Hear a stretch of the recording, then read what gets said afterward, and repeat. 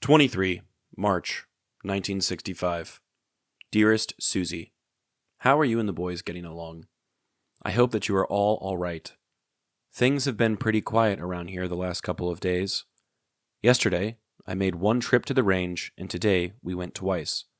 I am still flying the hog. I got a birthday card from the folks yesterday and no mail at all today. Tomorrow, we have a troop lift, and then tomorrow night, I'm supposed to go to Saigon and catch a plane for Bangkok Friday morning. I will only have 2 nights there, but that is plenty. Mainly, I just want to get away from here for a while. I haven't been away from Vinh Long since we came back from Da Nang, and that is a long time to look at hooches, GIs, and slopeheads. I have enclosed that slide of my so-called mustache. It didn't turn out worth a darn. Lewis took this picture with his camera. He gets twice as many pictures as I do on a roll of film. I don't know how this will be on your little viewer, but they show up real nice from a projector.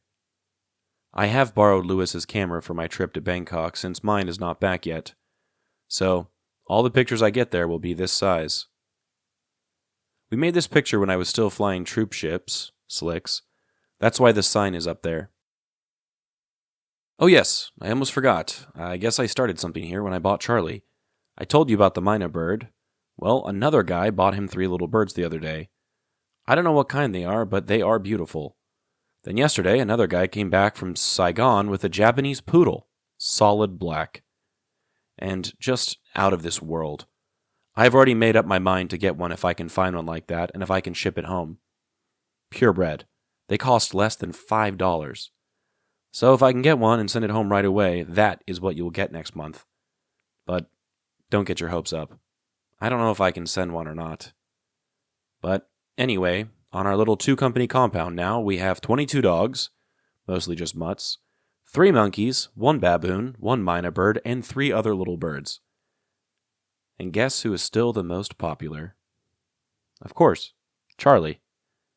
Charlie is just about a year old now, I guess, and his little thing is starting to get hard every once in a while.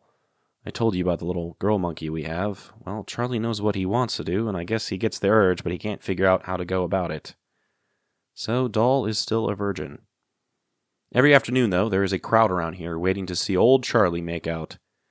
It is really funny. And of course, she is always around him trying to get him.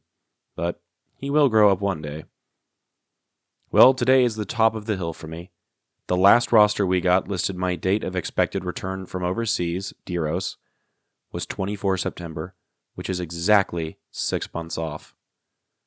So at least it is all downhill now. Well, that is about it, I guess. I love you all very much and miss you terribly. All my love. Bill. When you're waiting for something, there's always that moment when the time behind you becomes greater than the time ahead. The halfway point. The top of the hill. You can almost feel the gravity shift. That's where Popi found himself on March 23rd, 1965. 6 months down, 6 months to go. He writes to Suzie from Vinh Long, where things have been quiet. The days are filled with routine, training flights to the range and gearing up for a troop lift. But even in the stillness, he's already looking ahead to something different.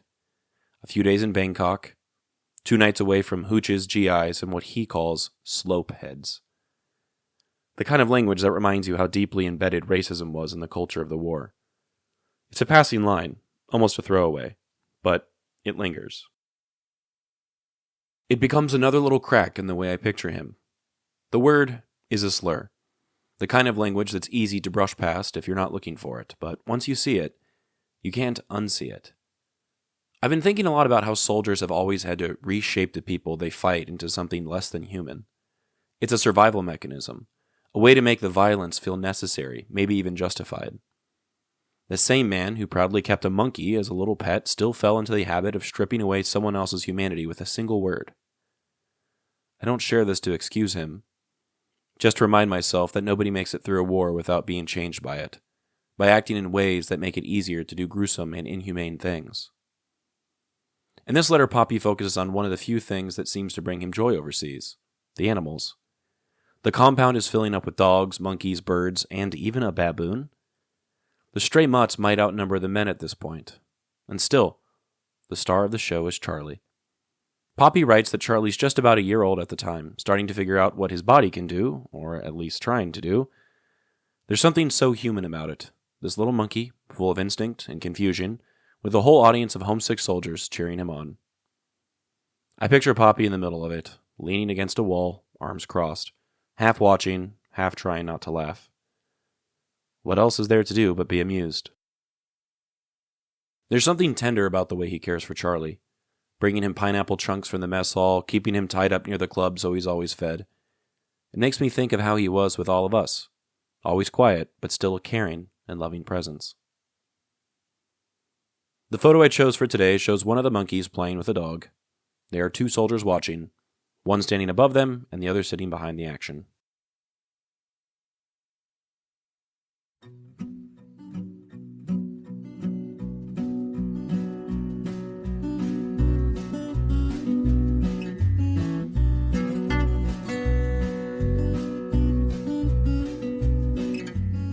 I'm Alex Lowy, and I hope you have enjoyed listening to this episode of Dearest Suzie, and receiving messages from the past that my Popi wrote exactly 60 years ago. I sincerely appreciate your time and interest. Please consider following the podcast on your preferred platform, and if you're enjoying it, I kindly ask that you take the time to rate the show and leave a review. Also, please follow the project on YouTube, X, and Instagram. All likes, comments, shares, and reviews will help grow the reach of this story. The links for these things should be in the description of this episode. Please feel free to email me at dearestsuziepodcast@gmail.com if you have anything you'd like to say. I'd love to chat or to hear about your stories as well. Thank you for listening, and God bless.